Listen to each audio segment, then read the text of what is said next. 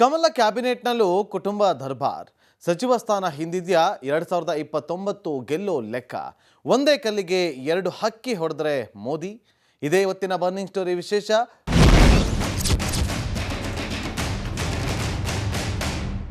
ಕುಟುಂಬ ರಾಜಕಾರಣ ಅಂದರೆ ಪ್ರಧಾನಿ ಮೋದಿ ಲೆಫ್ಟ್ ರೈಟ್ ಅಂತ ಮೇಲೆರಗಿ ಬೀಳ್ತಾ ಇದ್ದಿದ್ದು ಕಾಂಗ್ರೆಸ್ ಮೇಲೆ. ಆದರೆ ಮೋದಿ ಹೊಸ ಸಂಪುಟ ನೋಡಿದ್ರೆ ಇಲ್ಲಿ ಕಾರಣಕ್ಕೆ ಸಿಗೋದು 14ಕ್ಕೂ ಹೆಚ್ಚು ನಾಯಕರ ಕುಟುಂಬಸ್ಥರಿಗೆ ಸಿಕ್ಕಿದೆ ಮಂತ್ರಿ ಸ್ಥಾನ. ಪರಿವಾರ ರಾಜಕಾರಣವನ್ನು ಪದೇ ಪದೇ ಟೀಕಿಸ್ತಾ ಇದ್ದ ಮೋದಿ ಈಗ ಯಾಕೆ ತಾವೇ ಈ ಹಾದಿ ತುಳಿದಿದ್ದು? ಇಲ್ಲೇ ಇರೋದು ನೋಡಿ ಮೋದಿಯ ಗೂಗ್ಲಿ.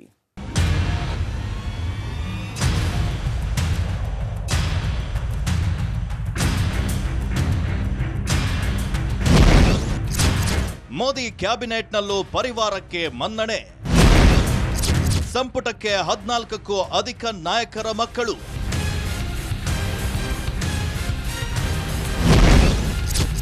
ಕೈ ಬೊಟ್ಟು ಮಾಡ್ತಿದ್ದ ಬಿಜೆಪಿಯಲ್ಲೂ ಇದೇ ಕತೆ. ಆದ್ರೆ ಇಲ್ಲಿ ನಮೋ ಉರುಳಿಸಿದ್ದು ಆ ಮಹಾದಾಳ. ಮೋದಿ ಕುಟುಂಬ ಪೊಲಿಟಿಕ್ಸ್ ಹಿಂದೆ ಆ ತಂತ್ರ.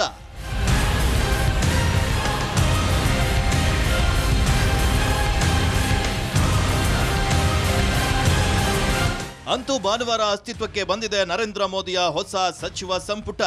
ಸತತ 3ನೇ ಸಲ ದೇಶದ ಪ್ರಧಾನಮಂತ್ರಿಯಾಗಿ ಪ್ರತಿಜ್ಞಾವಿಧಿ ಪಡೆದ ನರೇಂದ್ರ ಮೋದಿ ತಮ್ಮ ಸಂಪುಟ ಸೈನ್ಯಕ್ಕೆ ಸೇರಿಸಿಕೊಂಡಿದ್ದು ಒಬ್ಬರಿಗಿಂತ ಒಬ್ಬರ ರಣಮಲ್ಲರ ತಂಡ. 71 ಮಂದಿ ಸಚಿವರಾಗಿ ಪ್ರಮಾಣ ವಚನ ಸ್ವೀಕರಿಸುತ್ತಿದ್ದಂತೆಯೇ ಇಲ್ಲಿ ಸನ್ನದ್ಧವಾಗಿದ್ದು ಮೋದಿಯ ನ್ಯೂ ಆರ್ಮಿ. मैं नरेंद्र दामोदर दास मोदी ईश्वर की शपथ लेता हूं कि मैं विधि द्वारा स्थापित भारत के संविधान के प्रति सच्ची श्रद्धा और निष्ठा रखूंगा.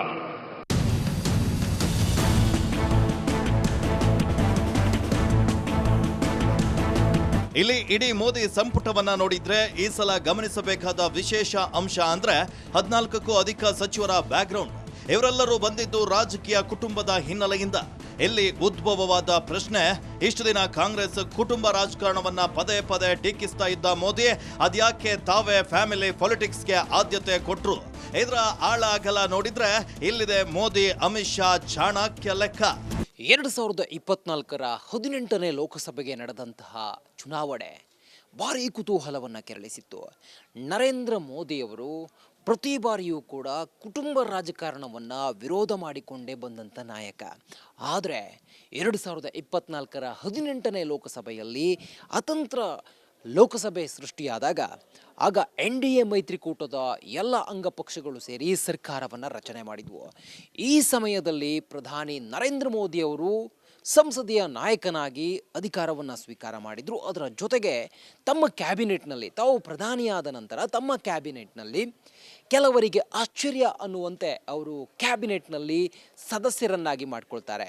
ಅದರಲ್ಲಿ ನಾನಾಗಲೇ ಹೇಳ್ದ ಹಾಗೆ ಪ್ರಧಾನಿ ನರೇಂದ್ರ ಮೋದಿಯವರು ಕುಟುಂಬ ರಾಜಕಾರಣದ ವಿರೋಧಿಯಾಗಿದ್ದರೂ ಕೂಡ ಈ ಬಾರಿ ಪ್ರಧಾನಿ ನರೇಂದ್ರ ಮೋದಿಯವರ ಕ್ಯಾಬಿನೆಟ್ನಲ್ಲಿ ಸುಮಾರು 14 ಜನ ಸಚಿವರುಗಳೇನಾಗಿದ್ದಾರೆ ಕೌಟುಂಬಿಕವಾಗಿ ರಾಜಕಾರಣದ ಹಿನ್ನೆಲೆಯಿಂದ ಬಂದವರು. ರಾಜಕಾರಣದ ಮುಂದುವರಿದ ಭಾಗವಾಗಿ ಅವರನ್ನು ಮಂತ್ರಿಗಳನ್ನಾಗಿ ಮಾಡಿದ್ದು ಈಗ ಕಾಂಗ್ರೆಸ್ ಪಾಲಿಗೆ ಅತಿ ದೊಡ್ಡ ಅಸ್ತ್ರವಾಗಿ ಪರಿಣಮಿಸಿದೆ. ಆದರೆ ಮೋದಿ ಅವರ ಲೆಕ್ಕಾಚಾರ, ಅವರ ದೂರಾಲೋಚನೆ ಅದು ಒಂದು ಹಂತದಲ್ಲಿ ಪಕ್ಷಕ್ಕೆ ಅನುಕೂಲ ಆಗುವ ರೀತಿಯಲ್ಲಿ, ಅದರ ಜೊತೆಗೆ ಸರ್ಕಾರಕ್ಕೆ ಅನುಕೂಲ ಆಗುವ ರೀತಿಯಲ್ಲಿ ಲೆಕ್ಕಾಚಾರವನ್ನು ಮಾಡಿರ್ತಾರೆ. ಆದರೆ ವಿಪಕ್ಷಗಳ ಟೀಕೆಯಿಂದ ಮೋದಿ ಹೇಗೆ ಪಾರಾಗ್ತಾರೆ? ಕೌಟುಂಬಿಕ ರಾಜಕಾರಣದ ವಿರೋಧಿಯಾಗಿದ್ದ ಮೋದಿ ಈಗ ಕುಟುಂಬ ರಾಜಕಾರಣಕ್ಕೆ ಮಣೆ ಹಾಕಿದ್ರಲ್ಲ ಅನ್ನೋ ಪ್ರಶ್ನೆಗೆ ಏನು ಉತ್ತರ ಕೊಡ್ತಾರೆ ಅನ್ನೋದನ್ನು ಕಾದು ನೋಡಬೇಕಾಗಿದೆ.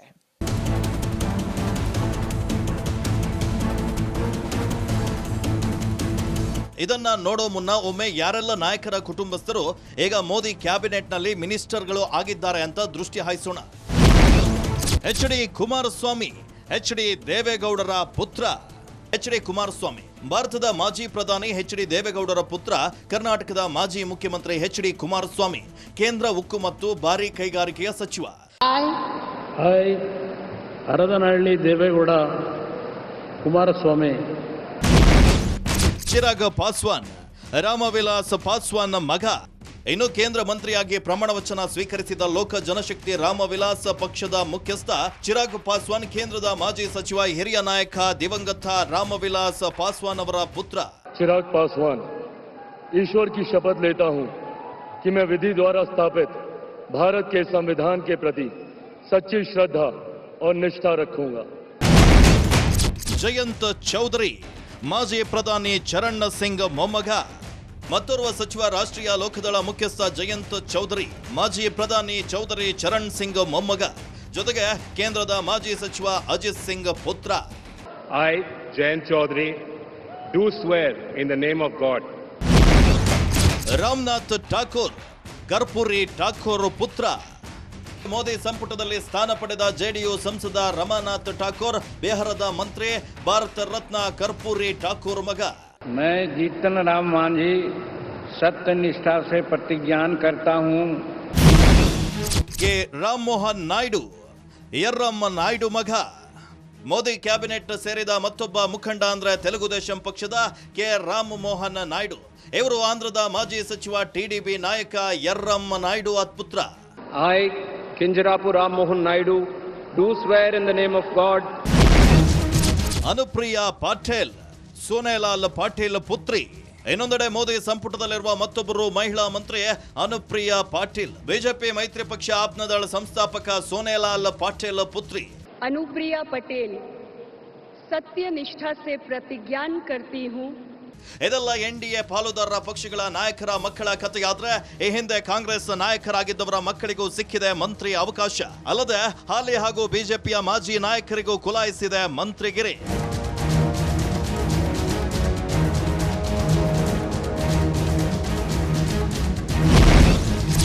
ಜ್ಯೋತಿರಾದಿತ್ಯ ಸಿಂಧ್ಯಾ, ಮಾಧವರಾವ್ ಸಿಂಧ್ಯಾ ಫಾರ್ ಎಕ್ಸಾಂಪಲ್ ನೂತನ ಸಚಿವರಾಗಿ ಅಧಿಕಾರವನ್ನ ವಹಿಸಿಕೊಂಡ ಮಧ್ಯಪ್ರದೇಶದ ಯುವ ನಾಯಕ, ಗುಣಕ್ಷೇತ್ರದ ಸಂಸದ ಜ್ಯೋತಿರಾದಿತ್ಯ ಸಿಂಧ್ಯಾ, ಕಾಂಗ್ರೆಸ್ನ ಮಾಜಿ ಸಚಿವ ಹಿರಿಯ ನಾಯಕ ಮಾಧವರಾವ್ ಸಿಂಧ್ಯಾ ಅವರ ಪುತ್ರ.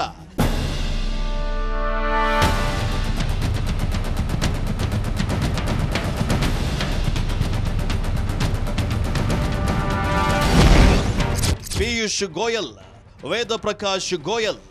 ಇನ್ನು ಮತ್ತೊಬ್ಬ ಹೊಸ ಸಚಿವ ಪಿಯೂಷ್ ಗೋಯಲ್ ಈಗಾಗಲೇ ಬಿಜೆಪಿ ವಲಯದಲ್ಲಿ ಖ್ಯಾತರಾಗಿದ್ರು. ಇವರ ತಂದೆ ವೇದ ಪ್ರಕಾಶ್ ಗೋಯಲ್ ಕೂಡ ಕೇಂದ್ರದ ಮಾಜಿ ಸಚಿವರಾಗಿದ್ರು.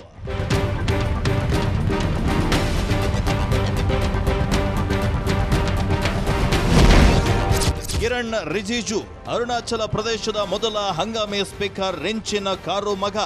ಮೋದಿ ಆಪ್ತ ವಲಯಕ್ಕೆ ಸೇರಿದ ಕಿರಣ್ ರಿಜಿಜು ಸಹ ಅರುಣಾಚಲ ಪ್ರದೇಶದ ಮೊದಲ ಹಂಗಾಮಿ ಸ್ಪೀಕರ್ ರೆಂಚಿನ ಕಾರು ಅವರ ಪುತ್ರ.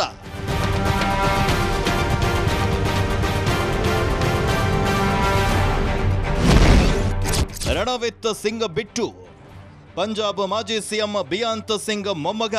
ಪಂಜಾಬ್ನ ಬಿಜೆಪಿಯ ಭರವಸೆ ನಾಯಕ ಸಂಸದ ರಣವಿತ್ ಸಿಂಗ್ ಬಿಟ್ಟು ಸಹ ಮೋದಿ ಸಂಪುಟದಲ್ಲಿ ಪಡೆದಿದ್ದಾರೆ ಚಾನ್ಸ್. ಇವರು ಪಂಜಾಬ್ನ ಮಾಜಿ ಸಿಎಂ ಬಿಯಾಂತ್ ಸಿಂಗ್ ಅವರ ಮೊಮ್ಮಗ. I, Ramneet Singh Bittu, do swear in the name of God. Rao Indrajit Singh, Haryana ಮಾಜಿ ಸಿಎಂ ಬೀರೇಂದ್ರ ಸಿಂಗ್ ಪುತ್ರ. ಇನ್ನು ಹರಿಯಾಣದಲ್ಲಿ ಚುನಾಯಿತರಾದ ರಾವ್ ಇಂದರ್ ಸಿಂಗ್ ಕೂಡ ನೂತನ ಸಚಿವ. ಇಂದರ್ ಸಿಂಗ್ ಹರಿಯಾಣದ ಮಾಜಿ ಮುಖ್ಯಮಂತ್ರಿ ಬೀರೇಂದ್ರ ಸಿಂಗ್ ಮಗ. I, Indrajit Singh, do swear in the name of God. JP Nadda, Jayashree Banerjee ಅಳಿಯ. ಜೆಪಿ ನಡ್ಡಾ ಮಧ್ಯಪ್ರದೇಶ ಸಚಿವೆ ಜಯಶ್ರೀ ಬ್ಯಾನರ್ಜಿ ಅಳಿಯರಾದ್ರೆ, ಉತ್ತರ ಪ್ರದೇಶದ ಜಿತಿನ್ ಪ್ರಸಾದ್ ಕಾಂಗ್ರೆಸ್ ಹಿರಿಯ ನಾಯಕರಾಗಿದ್ದ ಜಿತೇಂದ್ರ ಪ್ರಸಾದ್ ಅವರ ಪುತ್ರ. ಮಹಾರಾಷ್ಟ್ರದ ರಕ್ಷಾ ಖಾಡ್ಸೆ ಮಾಜಿ ಸಚಿವ ಏಕನಾಥ್ ಖಾಡ್ಸೆ ಅವರ ಸೊಸೆಯಾದ್ರೆ, ಉತ್ತರ ಪ್ರದೇಶದ ಮಾಜಿ ಸಚಿವ ಮಹಾರಾಜ್ ಆನಂದ್ ಸಿಂಗ್ ಪುತ್ರ ಕೀರ್ತಿ ವರ್ಧನ್ಗೂ ಸಿಕ್ಕಿದೆ ಮೋದಿ ಸಂಪುಟದಲ್ಲಿ ಮಂತ್ರಿ ಅವಕಾಶ.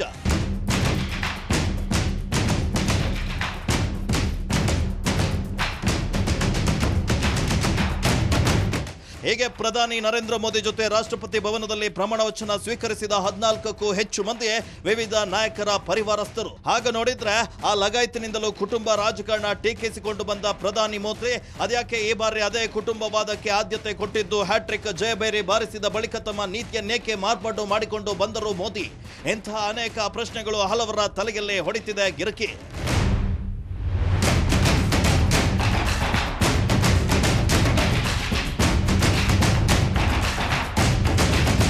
ಆದ್ರೆ ಮೋದಿ ಇಲ್ಲಿ ಲೆಕ್ಕಾಚಾರ ಇಲ್ಲದೆ ಏನನ್ನೂ ಮಾಡೋದಿಲ್ಲ ಅನ್ನೋ ಅಂಶ ಅವರ ಹತ್ತಿರದಿಂದ ಬಲ್ಲವರಿಗೆ ಚೆನ್ನಾಗಿ ಗೊತ್ತು. ಇಲ್ಲೂ ಅಷ್ಟೇ, ಹೇಗೆ ಕುಟುಂಬಸ್ಥರಿಗೆ ಮನ್ನಣೆ ಕೊಟ್ಟ ಹಿಂದಿನ ರಹಸ್ಯ ಏನು ಅಂತ ನೋಡಿದ್ರೆ ಕಾಣಸಿಗೋದು ಮೋದಿಯ ದೂರದೃಷ್ಟಿ. ಕಳೆದ 2 ಸಲ ಪೂರ್ಣ ಬಹುಮತ ಪಡೆದಿದ್ದ ಬಿಜೆಪಿ ಈ ಸಲ 240ಕ್ಕೆ ಸುಸ್ತಾಗಿದೆ. ಇದು ಖಂಡಿತ ಬಿಜೆಪಿಯ ಭವಿಷ್ಯದ ದೃಷ್ಟಿಯಿಂದ ಕಳವಳ ಪಡುವಂತಹ ಫ್ಯಾಕ್ಟರ್. ಹೀಗಾಗಿ ಎಲ್ಲವನ್ನ ಅಳೆದು ತೂಗಿ ಮೋದಿ ಈ ಡಿಸೈಡ್ ಅನ್ನ ಮಾಡಿದ್ದು. ಹೀಗೆಯೇ ಬಿಟ್ರೆ ಮುಂದಿನ ದಿನಗಳಲ್ಲಿ ಕಷ್ಟ ಹೀಗಂತ ಯೋಚಿಸಿದ ಮೋದಿ ಇಲ್ಲಿ ಮೊದಲು ಮಾಡೋಕೆ ಮುಂದಾಗಿದ್ದು ಪಕ್ಷಕ್ಕೆ ಟಾಣಿಕ್ ಕೊಡುವಂತ ಕೆಲಸ. ಅಂದ್ರೆ ರಾಜ್ಯವಾರು ಬಿಜೆಪಿಯನ್ನ ತಳಮಟ್ಟದಿಂದ ಕಟ್ಟಿ ಬೆಳೆಸೋದು.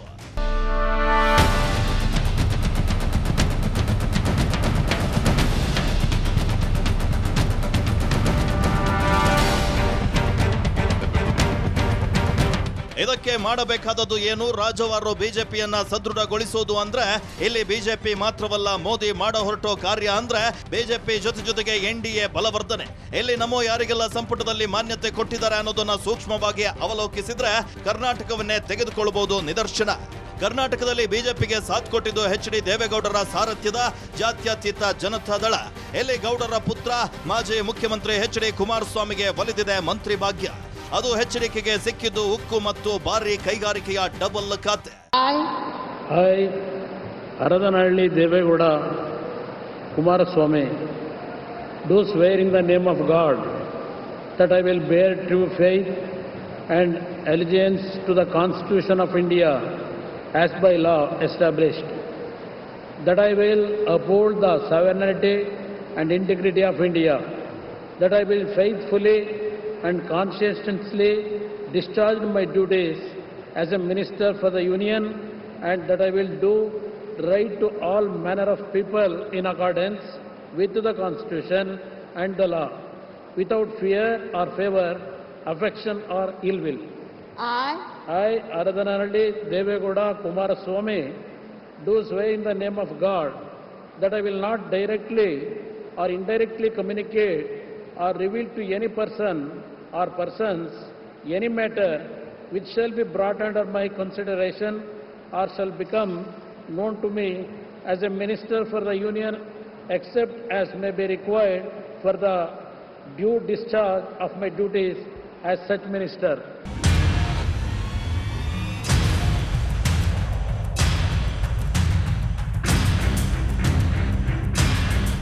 ಇಲ್ಲಿ ಎಚ್ಚರಿಕೆಗೆ ಜಾಕ್ಪಾಟ್ ಹೊಡೆಯೋಕೆ ಕಾರಣ ಲೋಕಸಭೆಯ ರಿಸಲ್ಟ್. 2 ಸ್ಥಾನ ಗೆದ್ದಿದ್ದಲ್ಲದೆ ಬಿಜೆಪಿಗೆ 5-6 ಕ್ಷೇತ್ರಗಳಲ್ಲಿ ಭರಪೂರ ಲಾಭವನ್ನ ಮಾಡಿಕೊಟ್ಟಿದ್ದು ಜೆಡಿಎಸ್ನ ಮೈತ್ರಿ. ದಕ್ಷಿಣ ಕರ್ನಾಟಕದ 14 ಕ್ಷೇತ್ರಗಳಲ್ಲಿ ಬಿಜೆಪಿ ಮೈತ್ರಿಕೂಟ ಗಳಿಸಿದ್ದು 12 ಸೀಟ್ಗಳನ್ನ. ಉತ್ತರದಲ್ಲೇ ನಿರೀಕ್ಷೆ ಟುಸ್ಸಾಗಿ 7ಕ್ಕೆ ಕುಸಿದ ಕಮಲ ಬಲ. ಹೀಗಾಗಿ ಇಲ್ಲಿ ಗೋಚರಿಸಿದ ಸತ್ಯ ಅಂದ್ರೆ ಜೆಡಿಎಸ್ ಬಿಜೆಪಿ ಪಾಲಿಗೆ ಆಕ್ಸಿಜನ್. ಈ ಬಾರಿ ಎನ್ಡಿಎ ಮೈತ್ರಿಕೂಟಕ್ಕೆ ಕೈಕೊಟ್ಟಿದ್ದು ಕೆಲವು ಪ್ರಮುಖ ಸಮುದಾಯಗಳು. ಕರ್ನಾಟಕದ ವಿಚಾರಕ್ಕೆ ಬಂದರೆ ಒಕ್ಕಲಿಗರಿಗೆ ಪ್ರಧಾನಿ ನರೇಂದ್ರ ಮೋದಿ ತಮ್ಮ ಕ್ಯಾಬಿನೆಟ್ನಲ್ಲಿ ಕುಮಾರಸ್ವಾಮಿಯವರನ್ನ ಕ್ಯಾಬಿನೆಟ್ ದರ್ಜೆಯ ಮಂತ್ರಿಯನ್ನಾಗೋ ಮಾಡೋ ಮೂಲಕ ಕರ್ನಾಟಕದ ಒಕ್ಕಲಿಗ ಸಮುದಾಯವನ್ನು, ಆ ವೋಟ್ ಬ್ಯಾಂಕನ್ನು ಗಟ್ಟಿಯಾಗಿ ಹಿಡಿದುಕೊಳ್ಳುವಂಥ ಪ್ರಯತ್ನ ಮಾಡಿದರು. ಇನ್ನು ಉತ್ತರ ಪ್ರದೇಶದಲ್ಲಿ ಬಿಜೆಪಿಗೆ ಆಗಿರುವಂತಹ ಹಿನ್ನಡೆ ಅದು ಪೂರ್ವ ಉತ್ತರದಲ್ಲಿ. ಅಲ್ಲಿ ಪಟೇಲ್ ಸಮುದಾಯ ಮತ್ತು ಜಾಟ್ ಸಮುದಾಯ ನಿರ್ಣಾಯಕ ಆಗಿದೆ. ಆ ಸಮುದಾಯಕ್ಕೆ ಈ ಬಾರಿ ಮಂತ್ರಿಗಿರಿಯನ್ನು ಕೊಡುವ ಮೂಲಕ ಆ ಸಮುದಾಯ ಬಿಜೆಪಿಗೆ ಈ ಬಾರಿ ಬಿಸಿ ತುಪ್ಪ ಆಗಿತ್ತು. ಆದರೆ ಅದನ್ನು ತನ್ನಲ್ಲೇ ಉಳಿಸಿಕೊಳ್ಳಬೇಕು ಅನ್ನುವ ಲೆಕ್ಕಾಚಾರದಿಂದ ಮೋದಿ ಸ್ಟ್ರಾಟರ್ಜಿಯನ್ನು ಗಮನಿಸಬೇಕು. ಇನ್ನು ಬಿಹಾರದಲ್ಲಿ ನಾವು ಗಮನಿಸ್ತಾ ಹೋದರೆ ಪಾಸ್ವಾನ್ ಅವರಿಗೆ ಅವ್ರನ್ನ ಮಂತ್ರಿಯನ್ನಾಗಿ ಮಾಡುವ ಮೂಲಕ ಆ ಸಮುದಾಯವನ್ನು ತನ್ನ ಜೊತೆನೇ ಮುಂದುವರಿಯುವಂತಹ ಒಂದಿಷ್ಟು ಲೆಕ್ಕಾಚಾರವನ್ನು ಮೋದಿ ಮಾಡಿದರು. ಇದೆಲ್ಲ ಸ್ಟ್ರಾಟರ್ಜಿ ಮುಂದಿನ 2029 ಚುನಾವಣೆಯಲ್ಲಿ ಮೋದಿಯವರ ಕೈ ಹಿಡಿಯುತ್ತೆ ಅನ್ನೋದು ಬಿಜೆಪಿ ಮತ್ತು ಎನ್ಡಿಎ ಮೈತ್ರಿಕೂಟದ ಲೆಕ್ಕಾಚಾರ ಆಗಿದೆ.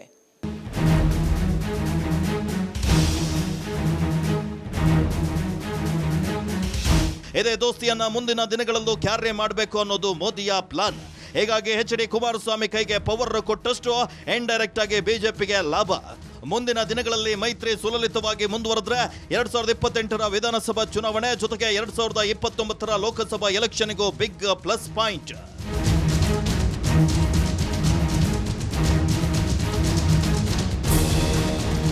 ಕರ್ನಾಟಕದಲ್ಲಿ ಮಾತ್ರವಲ್ಲ, ಬೇರೆ ರಾಜ್ಯಗಳಲ್ಲೂ ಮೋದಿ ಅನುಸರಿಸಿದ್ದು ವೋಟ್ ಬ್ಯಾಂಕ್ ಗಟ್ಟಿ ಫಾರ್ಮುಲಾ.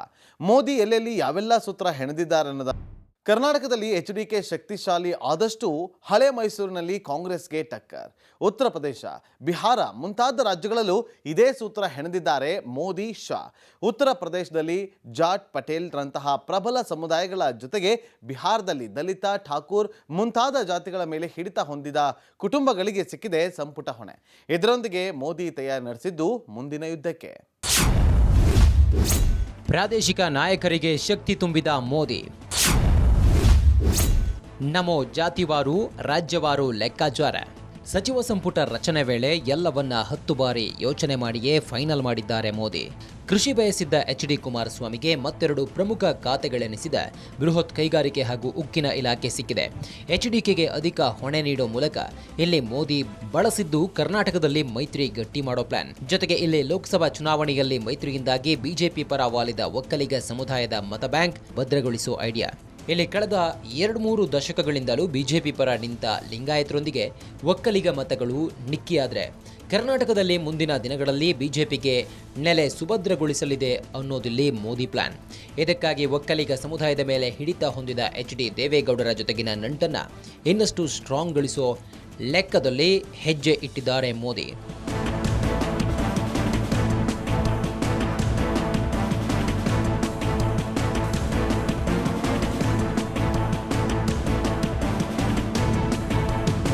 ಇನ್ನು ಉತ್ತರ ಪ್ರದೇಶದಲ್ಲಿ ಲೋಕ ಎಲೆಕ್ಷನ್ ಹೊಸ್ತಿಲಿನಲ್ಲಿ ಸಾಥ್ ಕೊಟ್ಟಿದ್ದು ರಾಷ್ಟ್ರೀಯ ಲೋಕದಳ. ಇದರ ಮುಖ್ಯಸ್ಥ ಜಯಂತ್ ಚೌಧರಿ ಇವರು ಕೂಡ ಮೋದಿ ಸಂಪುಟವನ್ನ ಸೇರಿದ್ದಾರೆ. ಇಲ್ಲಿನ ತರ್ಕ ನೋಡಿದ್ರೆ ಪಶ್ಚಿಮ ಉತ್ತರ ಪ್ರದೇಶ ಭಾಗದಲ್ಲಿ ಪ್ರಭಾವಶಾಲಿ ಎನಿಸಿದ ಜಾಟ್ ಮತಗಳ ಮೇಲೆ ಮೋದಿ ಕಣ್ಣು ಬೀರಿದ್ದಾರೆ. ಹಾಗೆ ನೋಡಿದರೆ ಮಾಜಿ ಪ್ರಧಾನಿ ಚೌಧರಿ ಚರಣ್ ಸಿಂಗ್ ಕಾಲದಿಂದಲೂ ಈ ಕುಟುಂಬದ ಜೊತೆ ಗಟ್ಟಿಯಾಗಿ ನಿಂತಿದ್ದು ಜಾಟ್. ಬಳಿಕ ಇವರ ಪುತ್ರ ಅಜಿತ್ ಸಿಂಗ್ ಪರ ಜಾಟರು ಸಾಲಿಡ್ ಆಗಿ ನಿಂತರೆ ಇದಾದ ಮೇಲೆ ಎಸ್ಪಿಗೂ ಆಗಿದ್ದು ಬೆನ್ನೆಲುಬು.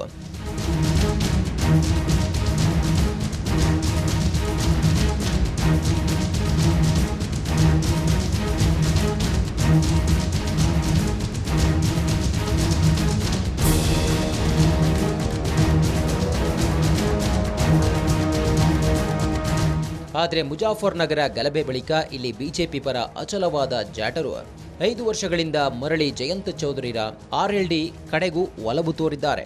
ಪಶ್ಚಿಮ ಯುಪಿಯ 25 ವಿಧಾನಸಭಾ ಕ್ಷೇತ್ರಗಳಲ್ಲಿ ಜಾಟರದ್ದು 30-35% ಬಲ. ಈ ಸಲ ಆರ್ಎಲ್ಡಿ 2 ಸ್ಥಾನ ಗೆದ್ದಿದೆ. ಜೊತೆಗೆ ರಾಜಸ್ಥಾನ, ಹರಿಯಾಣ, ಪಂಜಾಬ್, ದಿಲ್ಲಿಯಲ್ಲೂ ಗಣನೀಯ ಜಾಟ್ ಮತಗಳಿವೆ. ಈ ಎಲ್ಲ ದೃಷ್ಟಿಯಿಂದ ಜಾಟ್ ನಾಯಕ ಜಯಂತ್ಗೆ ಸಂಪುಟದಲ್ಲಿ ಸ್ಥಾನ ಕೊಡೋ ಮೂಲಕ ಮೋದಿ ಎನ್ಡಿಎಗೆ ಶಕ್ತಿ ತುಂಬಿದ್ದಾರೆ.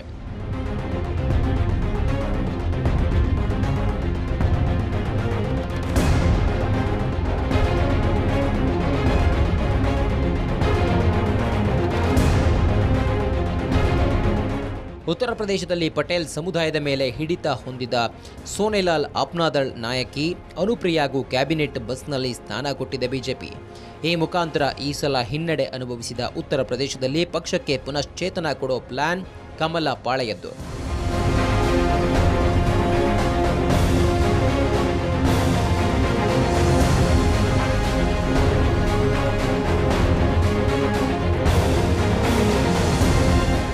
ಇನ್ನು ಬಿಹಾರದಲ್ಲಿ ಕಣಕ್ಕಿಳಿದ 5 ಕ್ಷೇತ್ರಗಳನ್ನು ಬುಟ್ಟಿಗೆ ಹಾಕಿಕೊಂಡ ಚಿರಾಗ್ ಪಾಸ್ವಾನ್ ಸಹ ಮೋದಿ ನಂಬುಗೆಯ ನಾಯಕ. ಬಿಹಾರ ಮಾತ್ರವಲ್ಲದೆ ದೇಶಾದ್ಯಂತ ಚಾಪು ಮೂಡಿಸಿದ್ದ ರಾಮ್ ವಿಲಾಸ್ ಪಾಸ್ವಾನ್ ಸ್ಥಾನವನ್ನು ತುಂಬಬಲ್ಲ ಕುರುಹು ತೋರಿರೋ ಪುತ್ರ ಚಿರಾಗ್ರನ್ನ ಬೆಳೆಸೋ ತಂತ್ರ ಹೂಡಿದ ಮೋದಿ ಈ ಮೂಲಕ ದಲಿತ ಮತಗಳ ಸೆಳೆಯೋ ವ್ಯೂಹ ರೂಪಿಸಿದ್ದಾರೆ. ಬಿಹಾರದಲ್ಲೂ ಮುಂದಿನ ದಿನಗಳಲ್ಲಿ ಚಿರಾಗ್ ನೆರವಿನಿಂದ ಚುಕ್ಕಾಣಿ ಹಿಡಿಯೋ ಪ್ಲಾನ್ ಮಾಡಿದ್ದಾರೆ. ಹೀಗೆಯೇ ಬಿಹಾರದ ಮಾಜಿ ಸಿಎಂ ಭಾರತ ರತ್ನ ಕರ್ಪೂರಿ ಠಾಕೂರ್ ಪುತ್ರ ರಾಮನಾಥ್ ಠಾಕೂರ್ಗೂ ಮಣೆ ಹಾಕಿದ್ದಾರೆ. ಆ ಮುಖಾಂತರ ಪ್ರಭಾವಿ ಠಾಕೂರರ ವಿಶ್ವಾಸ ಗೆಲ್ಲೋ ಪ್ರಯತ್ನ ಮಾಡಿದ್ದಾರೆ ನಮೋ. ಇದರಂತೆ ಆಂಧ್ರದಲ್ಲಿ ಮಾಜಿ ಸಚಿವ ಯರ್ರಂ ನಾಯ್ಡು ಪುತ್ರ ಕೆ ರಾಮಮೋಹನ್ ನಾಯ್ಡುಗೂ ಜಾಕ್ಪಾಟ್ ಹೊಡೆದಿದೆ. ಈ ರಾಜ್ಯದಲ್ಲಿ ಎನ್ಡಿಎ ನೆಲೆಗಟ್ಟಿ ಮಾಡೋದಕ್ಕೆ ಪ್ಲಾನ್ ಮಾಡಿದ್ದು ಹೀಗೆ ಮೋದಿ.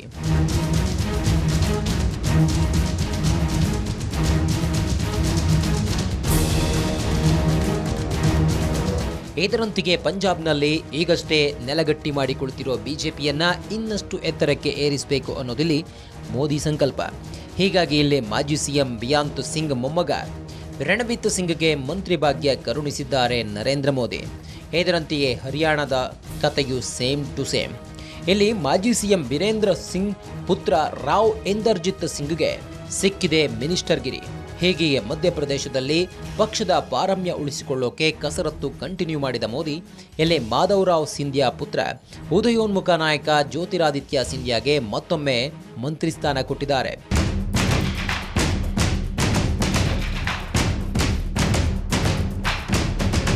ಹೀಗೆಯೇ ಇನ್ನೂ ಹಲವೆಡೆ ಪ್ರಮುಖ ನಾಯಕರ ಮಕ್ಕಳಿಗೆ ಸಚಿವ ಸ್ಥಾನ ಕೊಡೋದ್ರೊಂದಿಗೆ ಆ ಭಾಗದಲ್ಲಿ ಆ ಸಮುದಾಯಗಳಲ್ಲಿ ಪಕ್ಷಕ್ಕೆ ಮೋದಿ ಇನ್ನಷ್ಟು ಟಾನಿಕ್ ಕೊಟ್ಟಿದ್ದಾರೆ. ಹೀಗೆ ಸಚಿವ ಸಂಪುಟ ರಚನೆ ಸಂದರ್ಭದಲ್ಲಿ ಪ್ರತಿ ಅಂಶದ ಮೇಲೂ ನಿಗಾ ಇಟ್ಟೇ ಮುಂದುವರೆದಿದ್ದಾರೆ ಪ್ರಧಾನಿ. ಪ್ರತಿ ಮಂತ್ರಿ ಸ್ಥಾನ ಕೊಡಬೇಕಾದ್ರೂ ಇಲ್ಲಿ ಪಠಿಸಿದ್ದು ಪ್ರದೇಶವಾರು, ರಾಜ್ಯವಾರು, ಪ್ರಾಂತ್ಯವಾರು ಪಕ್ಷ ಸಂಘಟನೆ ಮಂತ್ರ. ಅದರಲ್ಲೂ ರಾಜ್ಯವಾರು ಒಂದೊಂದು ಸಮುದಾಯದ ಮೇಲೆ ಹಿಡಿತ ಸಾಧಿಸಿದ ಪ್ರಾದೇಶಿಕ ಪಕ್ಷಗಳಿಗೆ ಬಲ ತುಂಬೋ ಕೆಲಸವನ್ನು ಮಾಡಿದ್ದಾರೆ ನಮೋ. ಮಿತ್ರರು ಸಬಲರಾದರೆ ಬಿಜೆಪಿ ಸರ್ಕಾರಕ್ಕೆ ಶಕ್ತಿ ಅನ್ನೋದಿಲ್ಲಿ ಮೋದಿ ಸೂತ್ರ.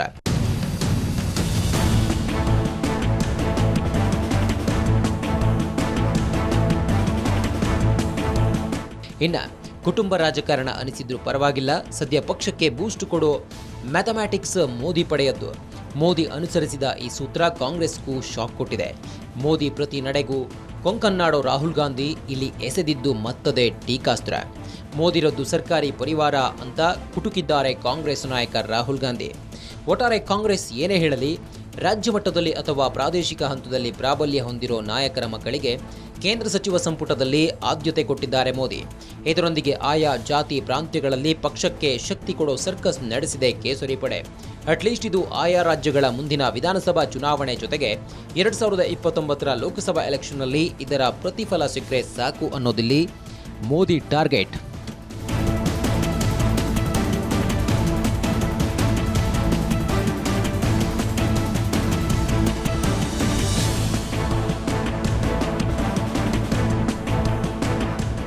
ಈ ಲೋಕಸಭಾ ಎಲೆಕ್ಷನ್ ಅಲ್ಲಿ ಬಿಜೆಪಿಗಾದ ಹಿನ್ನಡೆ ನೋಡಿ ಪ್ರತಿಪಕ್ಷಗಳು ಕಮಲವನ್ನ ಮುದುಡಿಸೋದು ಇನ್ನೂ ಸುಲಭ ಅನ್ನೋ ಕಾನ್ಫಿಡೆನ್ಸ್ನಲ್ಲಿದೆ. ಈ ಹೊತ್ತಿನಲ್ಲಿ ಮೋದಿ ಪ್ರಯೋಗ ಮಾಡಿದ್ದೇ ಕುಟುಂಬಾಸ್ತ್ರ. ಇದರಿಂದ ಪಕ್ಷಕ್ಕೆ ಬಂದಿದೆ ಹಲವು ರಾಜ್ಯಗಳಲ್ಲಿ ಮತ ಸಮೀಕರಣದ ಚಿತ್ರಣವನ್ನೇ ಬದಲಿಸುವ ತಾಕತ್ತು. ರಾಜ್ಯವಾರು ನಾಯಕರ ಕುಟುಂಬಗಳಿಗೆ ಮಂತ್ರಿಗಿರಿ ಮೂಲಕ ಆಯಾ ಜಾತಿ ಪ್ರಾಂತ್ಯಗಳನ್ನು ಬಿಜೆಪಿ ತೆಕ್ಕೆಗೆ ಸೆಳೆದುಕೊಳ್ಳುವ ಮಹಾವ್ಯೂಹ ಮೋದಿಯವರದ್ದು. ಹೀಗೆ ಮೋದಿ ಹೊಡೆದು ಉರುಳಿಸಲು ಹೊರಟಿದ್ದು ಒಂದೇ ಕಲ್ಲಿಗೆ ಎರಡು ಹಕ್ಕಿ. ಇದೇ ಹೊತ್ತಿನ ಬರ್ನಿಂಗ್ ಸ್ಟೋರಿ ವಿಶೇಷ. ನೋಡ್ತಾ ಇರಿ ರಿಪಬ್ಲಿಕ್ ಕನ್ನಡ, ಇದು ನಿಮ್ಮ ಧ್ವನಿ.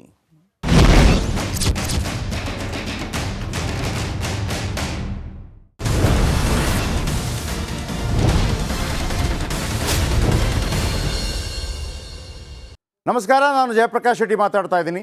ರಿಪಬ್ಲಿಕ್ ಕನ್ನಡದ ಈ ವಿಡಿಯೋವನ್ನು ಶೇರ್ ಮಾಡಿ ಮತ್ತು ನಮ್ಮ ಚಾನಲನ್ನು ಸಬ್ಸ್ಕ್ರೈಬ್ ಮಾಡಿ.